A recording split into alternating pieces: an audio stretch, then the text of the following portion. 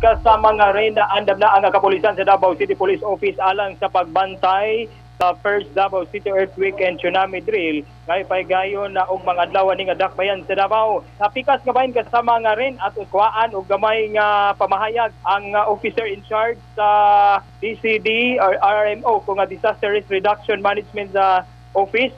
Din kasamtangan usab kasama rin Chief Operation sa 911 si Sir Emmanuel Haldon. Sir, kumusta ang inyong preparasyon sa kining earthquake and tsunami drill og mga adlaw?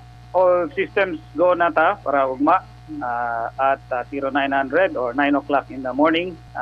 Lahat ng mga information dissemination practically na achieve na namin. So we are expecting significant number of people, especially mga institutions, kining mga government agencies, especially schools, businesses to also participate on with the drill, on the drill.